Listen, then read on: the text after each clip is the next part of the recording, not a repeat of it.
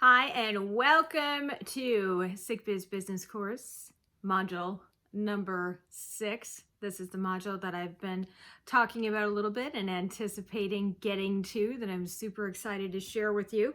It's one of the reasons that I went to college in the first place was to study marketing and advertising. So I'm super excited that we're going to talk about it right now.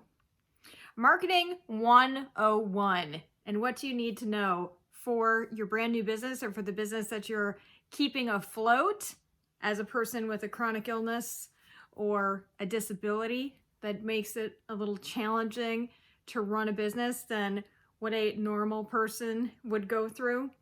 We're not going to jump right into the marketing vehicles right away because surprisingly, that's not the place to start. The place to start is to examine who your prospect is or your client is as a person and what they need in their lives. So what I mean by that is every single person is craving connection. They're craving validation. This is why codependency is born, because people can't get that in themselves. They can't get the feeling of value in themselves. They need somebody to tell them. So in that way, you know what? I think marketing is a little bit codependent, and successful marketing, sadly, is going to capitalize on that. So what you're trying to do as you're working in marketing in your business is you're establishing that emotional connection with the person to let them know, hey, I understand what you need and I have it right here. I'm alleviating some of your pain points, like we talked about earlier, but I'm also making that emotional connection with you because I'm approachable and I am you. That's the missing component. So many times we make a connection with somebody, and I know you can relate to this. All of a sudden they're going to slide into our DMs. They're going to be like, hey, I'm so glad to meet you. Here's my program. Here's my class. This is what I do. Dude, lady, I did not ask for that. It is not going to be successful. I don't want that from you. And over the years, nothing has changed. And so everything has. Nothing has changed in the fact that people still want what they want when they first became a human being on the planet Earth. They still want it. They still want connection. They still want love. They still want validation. That is what you're going to give to them through your services and your product.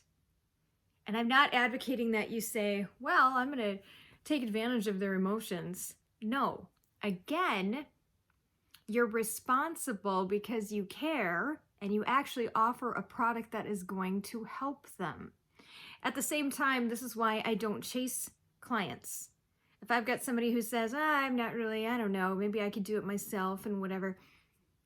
Perfect. I want you to do that because my value, one of my core values is I'm not going to convince you to do something that you're not comfortable with just to have you hand me money. I would rather find money in a different area. I would rather find affluence in a different area than sell my soul and get somebody to work with me because I work super hard to convince them to do that. That's not what I'm doing. That's not what I'm advocating. But if we're going to talk about marketing and we're going to talk about advertising, then you do need to understand the driving factors and why people buy, why people engage with you in the first place. And it all comes down to their emotions and making that emotional connection. The most successful marketers today do this. These are the big brand personalities that you see out there. These are the sales trainers that you see out there, the Gary V's that you see out there. They're in the zip-up sweatshirts and they're throwing the F word around and oh my gosh, aren't they relatable? And they're doing things that normal people do. And so it must be like, well, I'm going to work with Gary V because he's like me. I wear a hoodie too. I say the F word too. I drink a latte too. We're the same, man. That's what you're striving for. But at the same time, you're going deeper and you're not just saying, hey, I know you need value and I know you need validation. I'm going to give you that value. Through that value, you will receive the validation. It's kind of a backwards way of approaching it. But that's how you connect to your audience. They're going to watch you. They're going to see what you're doing. They're going to be vested in what you're doing, because what you're doing is what they want to do. And that's how they're going to work with you. So marketing has not changed. And branding has changed. The vehicles for marketing have changed. If you take a look at the TV shows and the commercials, back in the 50s and 60s, the message to the consumer of the most popular brands was still the same thing. It's still engaging with you. So now today we have these new vehicles, and we have different ways of attaining information, of attaining what we want. So we want it now, we want it faster, we want it quicker, we want it customized. We want to feel important, but we want to feel important faster than we ever have before. So we're still answering that very primal urge inside a person to want to feel loved and validated and connected, but we're using these new vehicles to do that. Social media is not a one-size-fits-all. So it's not a situation where what you say on Facebook is going to be the same as what you say on Twitter, as what you say on LinkedIn, as what you do on Instagram. It is not going to be the same. For our purposes, that's how I'm dividing up this marketing. It's social media, it's email, it's other forms of marketing. So we're going to talk about those and all in one fell swoop, looking at those various categories. So we have algorithms that we need to discuss as well. If you don't know what an algorithm is, we'll use this analogy. When an author puts out a book, they can become a best-selling author, but they have to reach an algorithm. They have to reach a criteria within an algorithm. So an algorithm contains certain criteria that has to be met. When it is met, for our purposes, then the author becomes a bestseller. So the criteria for the algorithm that's running Amazon, for example, is that we need to be choosing the categories for our books very carefully and ensuring that we're competing with the least amount of authors as possible. We need to be utilizing our keywords. We need to look at our primary pricing. We need to look at the marketing that's being utilized. How are we integrating with our author central page? How many reviews do we have? How many views do we have? Those are all particular pieces or criteria of the algorithm. We have to check the box and say, this criteria is successful. This one is too, all the way down the line, all successful equals that you have satisfied the Amazon algorithm, and so now you've become a best-selling author. Social media is very much the same way. Back in the day, and I want to say it was probably 2015, when I was first getting out there and getting my brand out there, my organic reach was phenomenal. And the reason it was phenomenal was because the algorithm was much more generous, meaning that if I posted something, then the reach was bigger. They would show it to more people. And because they showed it to more people, I had a greater engagement. It was far easier to build a brand using that organic approach. Well, that's completely changed because so much was being given away to these business owners. They were getting so much in return for posting. They would get all kinds of new followers. They would get all kinds of new engagements. And that was just too much for Facebook. Facebook said, nope, we're not going to do that. And I think that the same holds true for any of social media around that era. The reach was better. And because the reach was better, then the engagement was better. So reach isn't everything. You might reach the wrong kinds of people, but the way that the algorithm was constructed, you were reaching the right kinds of people. You could also retarget. You could target specific audiences and things of that nature, and you would get much more response. Now, these algorithms have tightened down, so the reach has lessened. You're not going to get as much out of it. Back in the day, the saying was, you have your business Facebook page. That's where you're going to put everything about your business. You're not going to overlap that on your Facebook personal page. That's where you're going to talk about your family and your friends and things like that. And never the twain shall meet. That was the idea, is to keep those two things separate. And so because of that, then you would funnel money into paid ads that would break open more of that algorithm and bring more people to your page. And so it was run more like digital advertising. That has completely changed today. The algorithm on business pages has tightened down a ton. And even if you're paying, a lot of times ads aren't being approved. So we have a lot of kickback from people saying, well, I put this ad out there, it's not being approved. So then you can't even use it to a degree. But because the algorithm has tightened down so much, the reach has tightened down so much, a lot of people are finding it very frustrating to put their content on their business pages because it's not reaching people. So what's the point? We always want to examine the risk versus the reward, the effort versus the reward. So now people are saying, you know what? Have a presence, have a Facebook business presence, operate it organically. The more that you post on Facebook, be it in your business page or on your personal page, you are going to get more reach. So the more that you post, Facebook is going to say, oh, wow, I really like this person. This is great. We're going to reward her with more reach. But you can operate your Facebook business page organically if that's where you are at this stage of the game, and that's completely fine. I don't often do anything paid on there anymore because I've figured out where my pipelines are and where things paid off. And a lot of times if I was even targeting audiences, then I would not have the right type of client coming back. I would not have the client who could afford the services. I would not have the client who had established themselves as a business. And we talked about that.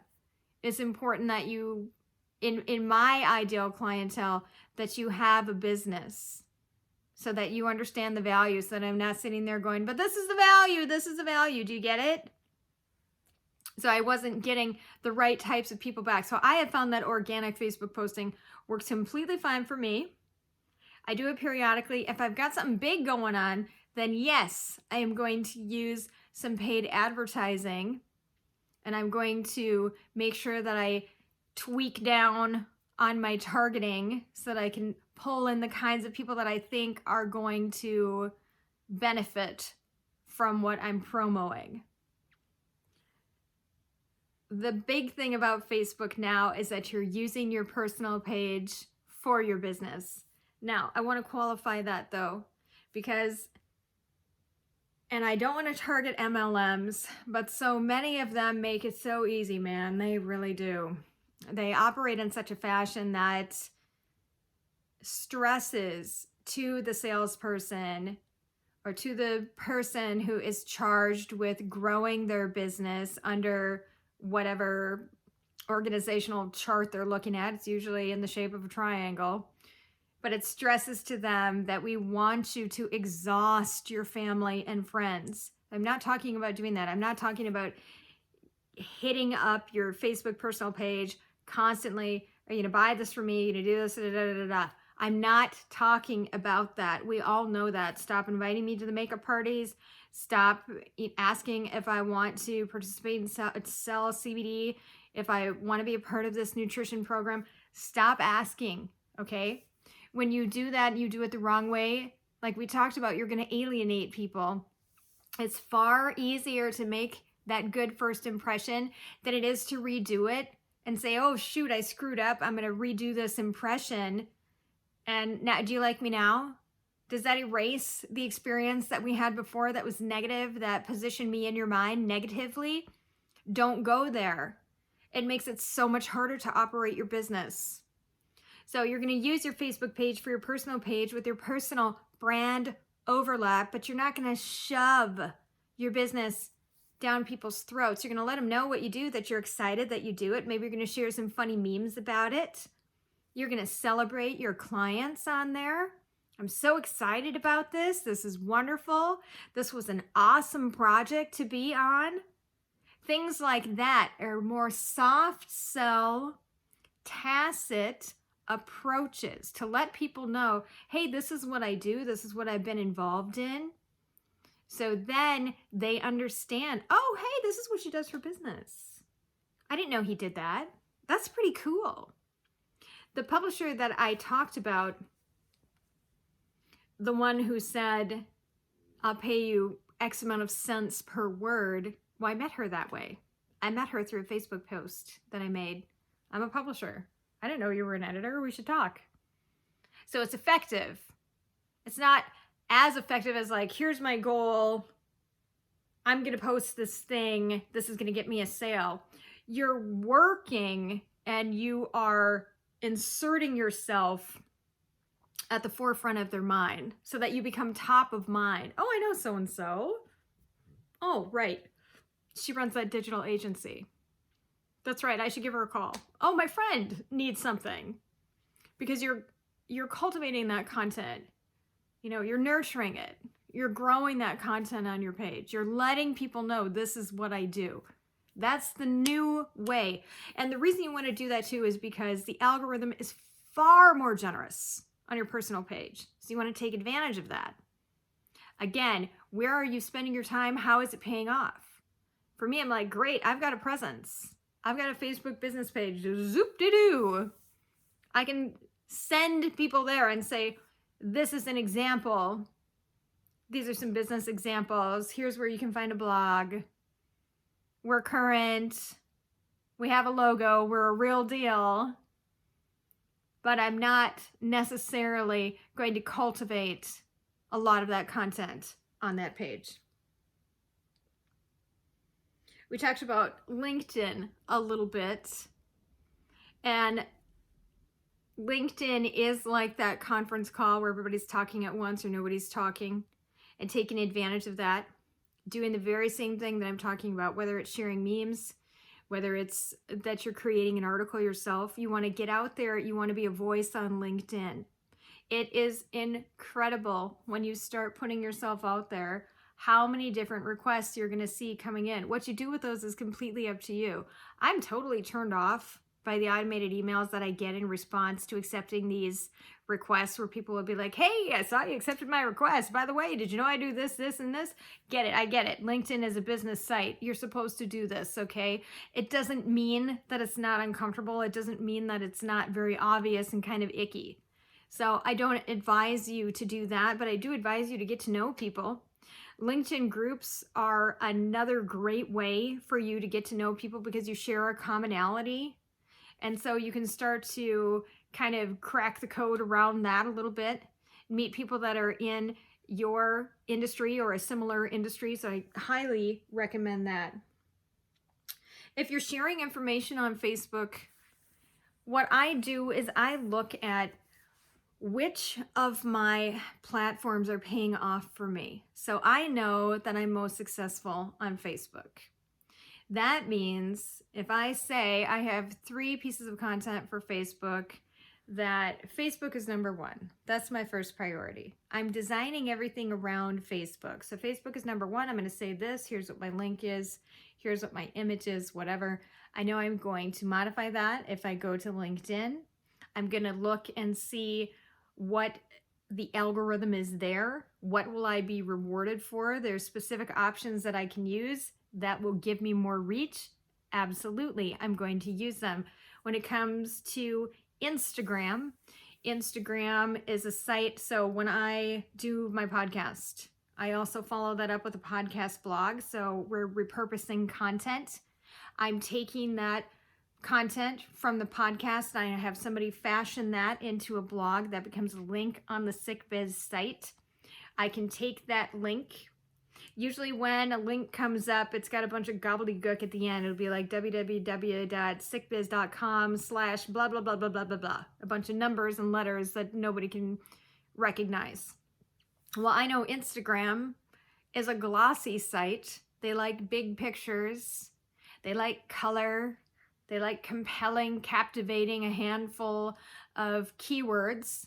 So what I'm going to do is serve up what I know they want. They want short snippets of content that get right to the point. I also know that you can't directly click on a link on Instagram. So I use a link customizer. I use bit.ly, bit.ly, and you'll be able to access that on the resources page. But I go in there, and so if I want somebody on Instagram to access the Sick Biz pod, the podcast, the blog rather, then I'm going to customize that link and I'm going to make it memorable. So it's going to be HTTP, colon / I wish I could just use www, but we'll do that for this purpose. www.sickbiz.com/Olson, for example, if that's the name of my guest, or /SBB Olson for Sick Biz Buzz Olson, if that's the name. People are remembering that versus a bunch of gobbledygook, and they're holding their finger down, they're trying to copy and paste it. And again, this is removing the obstacle from them. You're taking that obstacle away from them. If Facebook is my Clydesdale in my social media world, in my networking and in my marketing world, then I'm also going to customize my Twitter. So I'm going to understand how many letters, how many characters I can use in Twitter, and the ways in which I need to ensure that the image shows up in Twitter. I'm going to make sure that the link is clickable. I'm going to make sure that I'm using hashtags. Maybe I'm going to tag some people, whatever it happens to be. I am playing in the playground in the way that I am supposed to be playing in the playground, so that I'm getting the rewards that these various platforms are willing to give me when I do things their way. So that's a little bit of social media for you. You do want to make sure that you're posting organically. You do want to make sure that you're coming up with memes. You can use Mematic, M-E-M-E, Attic, A-T-I-C. We'll put that link on the page as well, and capitalize on some of the funnier memes that are floating around. So Baby Yoda, for example, then you can go in and add in your own caption. That's something that people are doing lately. You'll see these groups popping up all over the place where they're doing some meme marketing. It gets you a little bit more attention. I don't recommend doing it all the time. I think good marketing is a mix of marketing. It's a mix of compelling. It's a mix of, these are the events coming up, a mix of celebrations, a mix of promos. You want to make sure that you're sharing credible information. So if you're sharing articles on how to do something, accomplish something, whatever, that needs to be credible. It needs to come from a good resource. And you want to make sure that you are developing into the resource, in your followers' eyes, in the reader's eyes, in the watcher's eyes, the people that are keeping an eye on you. What is she sharing now? What is he sharing now? Oh, that's really cool. Oh, that's really funny. Oh, that's memorable.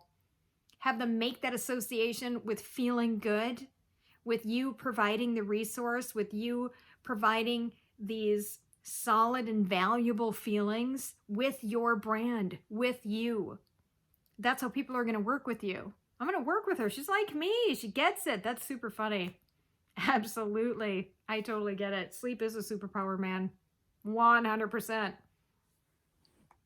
As we move into talking about email drip campaigns, there are two schools of thoughts that we're going to cover right now.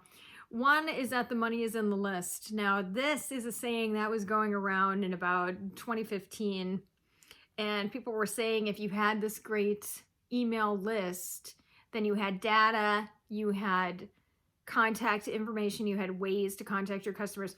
You had data that you could pull apart, and you could say, well, who are the majority of the people that are my customers coming into my world, and what are these people doing? What are they buying? How are they feeling? What are they responding to? What pages are they going to, etc.? And so the money was in the list. If you could capture that data, then you could recreate successful campaigns and things of that nature. Now the saying is email is dead. And I think the truth falls somewhere in between. You do need to know how to do email. in the beginning, when you're setting up your business, I don't know that it's necessarily as important, because if you're not doing the newsletter yourself, if you have graphic design skills, and be honest about this, okay? Because I'll tell you what, I can draw you an apple, but I cannot create a picture that contains an apple and a bunch of other stuff, because it's just going to be a horrible, muddy layout, and you don't want it. You literally don't want it. You would hand it back to me and say, thank you very much, I don't want this. So be honest with yourself. What can you do yourself? What should you not do yourself? And if one of those things is, I should not be designing a newsletter, or I should not be creating the content for it, then don't do it. Then don't do a drip campaign. Don't put your energy and your money into a drip campaign. And a drip campaign happens when somebody clicks on a link somewhere and it says, hey, I'm selling this great thing. It's for $19.99, super awesome. I'm going to click on it. Then I'm going to receive an email that says, hey, this used to be the gold standard, was the double opt-in. Hey, you clicked on the link. That's totally awesome. Remember, this is the value that you're going to get for $19.99, and this is the service. I want to double check and make sure, did you really mean to click on the link? And so then they're going to click on the link, and then they'll get a confirmation email. Thanks for clicking on the link, whatever. The double opt-in, the first click being the initial piece of advertisement that they saw in $19.99. Ooh, I want that click. That's opt-in 1. Opt-in 2 was that email that they get automatically sent out. Did you mean to click on the link? That's opt-in 2. Used to be the gold standard.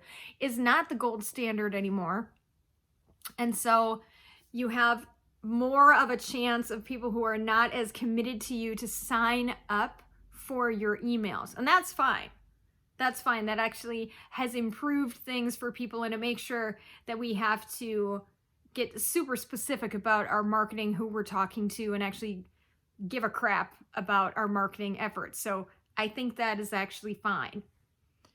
When it comes to an email drip campaign, then once you're confirmed, yes, I want this, then what happens is you're going to be hit with a series of other emails. It's usually going to be like between like 3 to 5 emails that says, hey, you know, you bought this, here's a gift for you, just a reminder, but you still didn't pay for it yet, and you still didn't go to the link that you're supposed to sign up for it, or whatever the case is, right? So you're still hanging out there. There's still things for you to do that you didn't do. And I'm going to keep sending you an email like this that's set up on a specific time frame. So maybe I'm going to send it to you like one day after you click on it, and then I'm going to send it to you the next day, but then it's not going to be for 2 more days, then 3 more days, whatever the case is, in however many emails you have in your drip campaign. So you can certainly use a drip campaign when you have promotions going out, special products, product launches, whatever the case is, but you don't have to.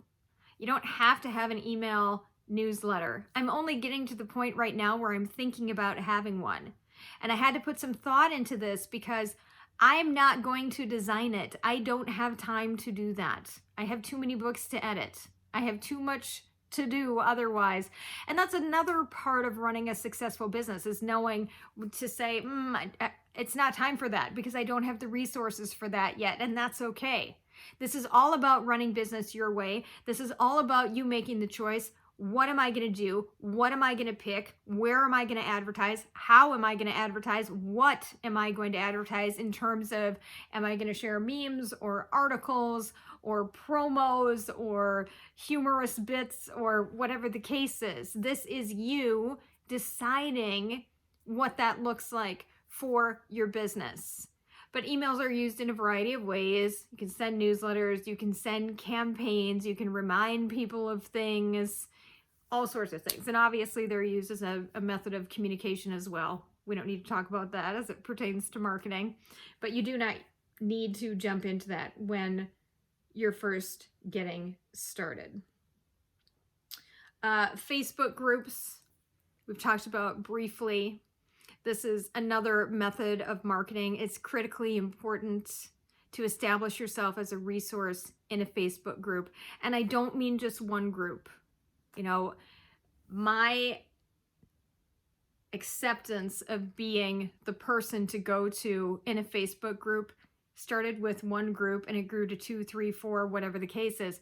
And I would have people and testimonials coming in and selling for me. Somebody would say, hey, I'm looking for an editor. I'm looking for a copywriter. Do you know one? And somebody would say, well, I need you to contact this girl, blah, blah, blah. And so-and-so would pop up and say, yeah, she's the one. Use her. Do this. Do da-da-da-da.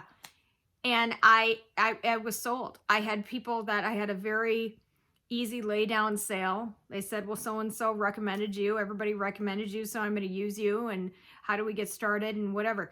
Facebook groups can absolutely make the difference in your business.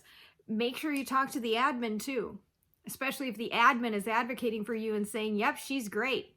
And I am fine with her posting and I am fine with her talking about it and I am fine with her being a resource.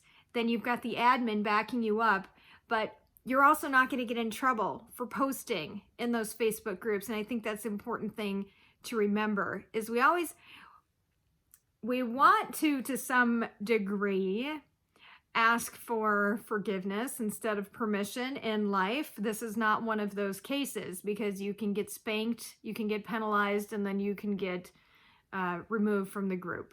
So make sure that you are working with the admin and that they are supporting what you're doing. That's very important. But use Facebook groups, use LinkedIn groups, positioning your business. We're going to briefly talk about this. How do you want people to see you? There's one particular tool that I use that is a very non-emotional examination of your business. You may have heard of it. It's old school tool. I learned about it in college, and it's like a lie detector. So it tells the truth about your business when you use it properly. It's called the SWOT analysis, SWOT. SWOT analysis stands for strengths, weaknesses, opportunities, and threats. In this age of pop-up everything, I highly doubt there are many people out there that are taking the time to analyze their business and how they're positioned.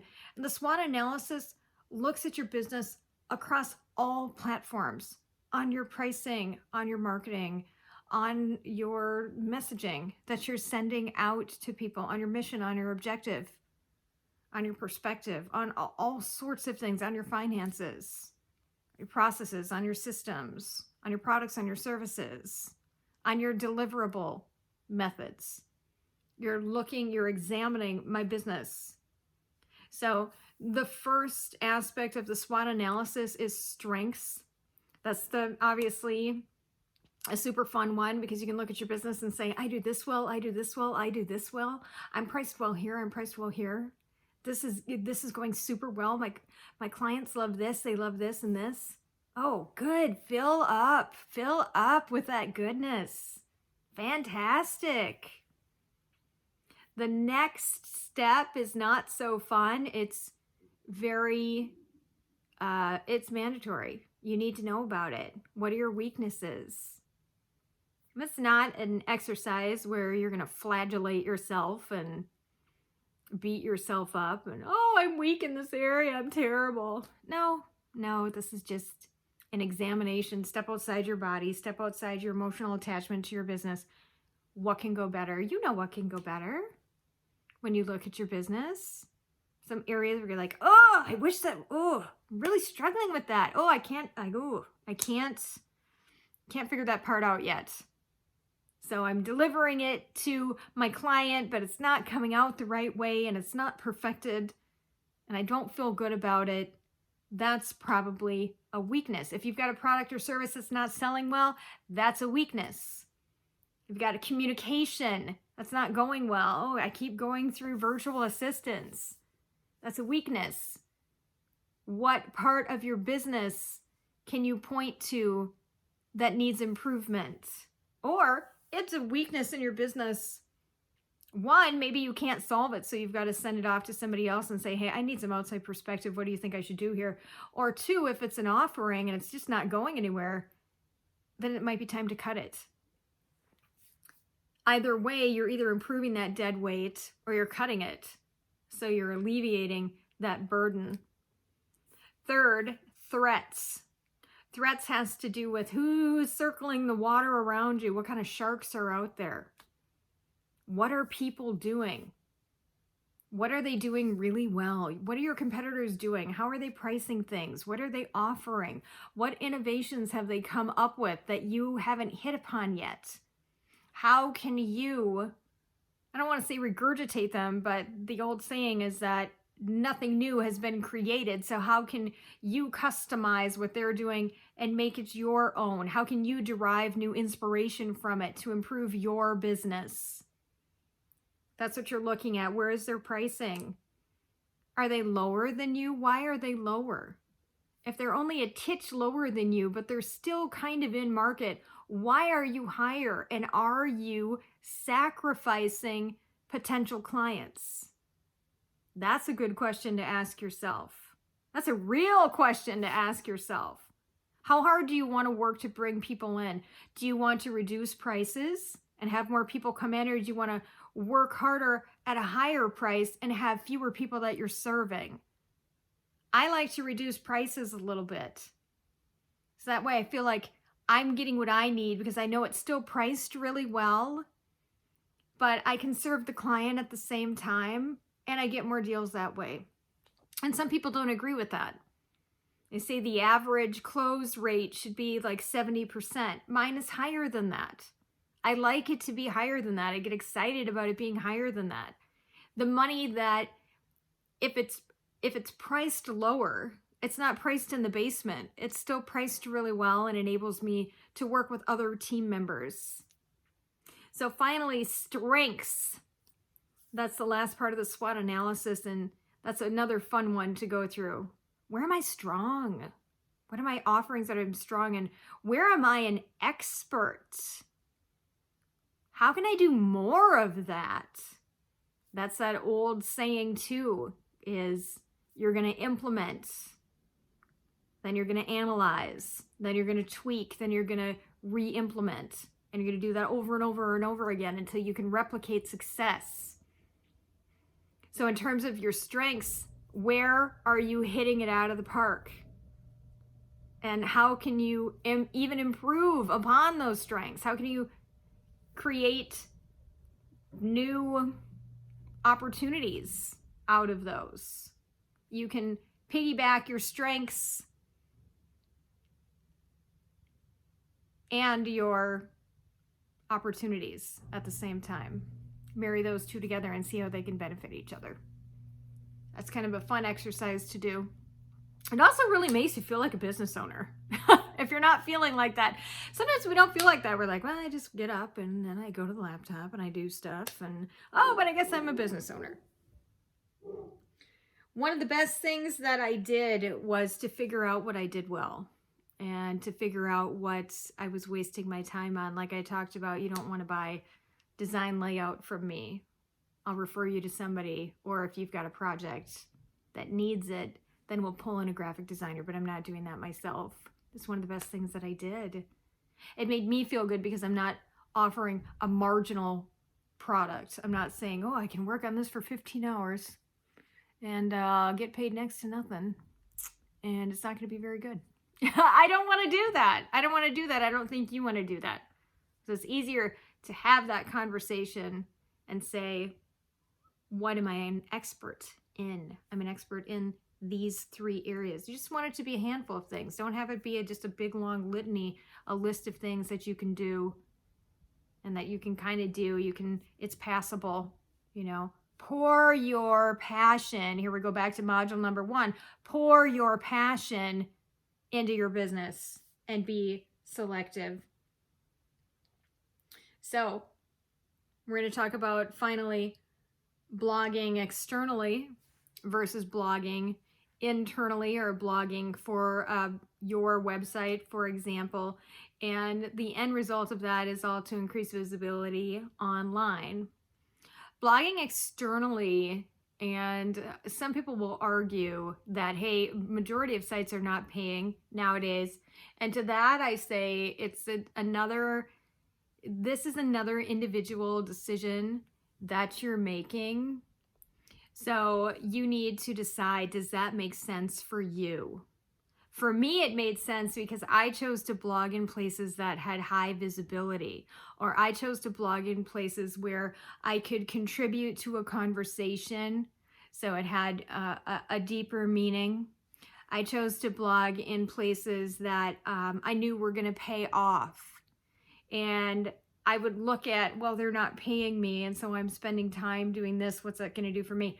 I can also, in addition to using their circulation, then I can put it out into my network. I can put it out on all of my social channels, making sure that I'm customizing it like we talked about, to leverage the most reach out of that algorithm and get the most engagement out of that algorithm from those appropriate audiences. So, should you blog for a smaller media site, if you're just contributing content, you're not getting paid, and it's not going to do much for your business? It's not going to underscore your expertise or reinforce your credibility as an expert. Then I think I would say no, because I have to figure out where I'm putting my energy yet again. But if I'm blogging for a site that has a circulation of 50 million, yes. And if they have partnerships with other media companies and they might pick up some of the articles that I've written and share them on those sites, yes, you don't have to pay me then. And then I also get additional content for my network and my advertising venues. Anytime you're blogging, whether it's internally or externally, you're also increasing your SEO ranking, because you are just in aggregate for everything that you're doing. Google is gathering up information about you, and they're saying, well, she writes about this and she writes about that and she talks about this and that. So she is this. She is a writer. She is a content creator. She is a marketer. She is a consultant. She is a financial planner. She is this because she proves it. They're not going to say, well, you know what? She writes about financial planning. Looks like she's a naturopath. They're not going to marry up those things.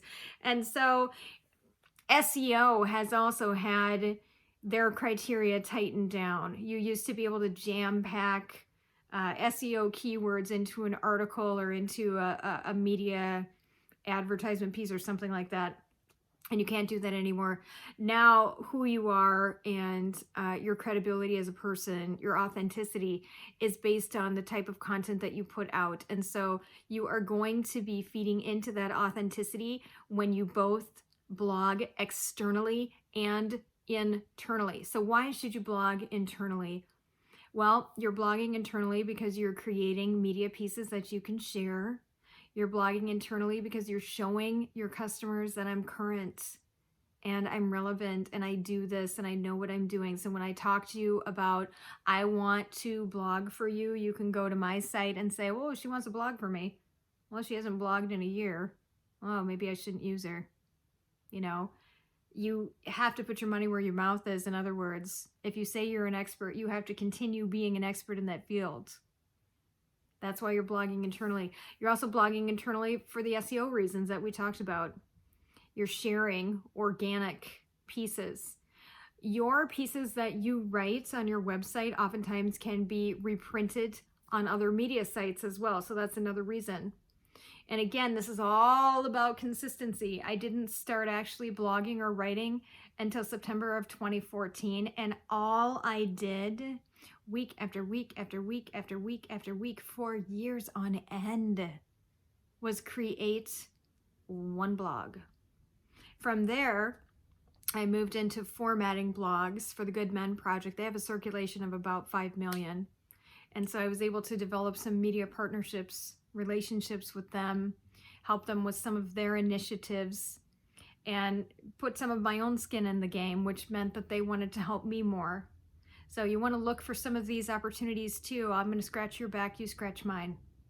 What makes sense to spend the time on? Yes, you want to help everybody. I know you do. Of course you do. I want to help you with this. I want to create content for you. I want to be there for you. I want to be on the phone for you. I want to offer free consultations for you. But you have to pick and choose where you are expending your energy as a business person Where is it going to pay off?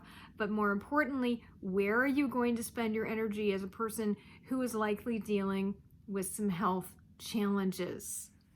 So I hope that you found this module valuable. Module number 7, we're talking about your toolkit. Again, I have to do my cheat sheet and look a little bit. Module number 6 talks about marketing, and I hope you found that valuable. I want you to check out the various sites that we talked about today: Facebook, LinkedIn, Instagram, Twitter.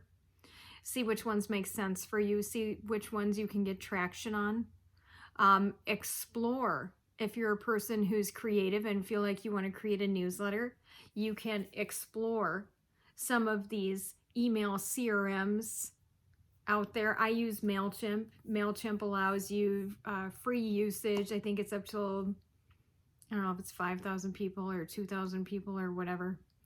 But you can use the majority of their options with MailChimp. I've also worked in iContact, Aweber, Infusionsoft. I don't recommend Infusionsoft. I call it Confusionsoft because it is a higher level understanding. A lot of programmers use it and people of that nature that just have a greater depth of knowledge around CRMs. So I don't recommend that you use that. I want you to start with something that's not going to be intimidating to make sure that you do use it. So we're all about taking those incremental steps and making decisions that encourage us and set us up for success. So check out some of those email platforms as well. And we're going to have a list of everything, as usual, as I always say, on the resource page. So thank you so much for being a part of Sick Biz Business Coaching, module number 6. Number 7 is when you are going to get your toolkit. I'm very excited for that one. And so we'll see you shortly.